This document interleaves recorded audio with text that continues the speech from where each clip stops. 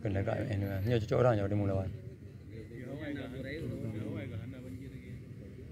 Sebenarnya Papua Porungan agak asyik main. Memang kan lengah yang itu waktu ke.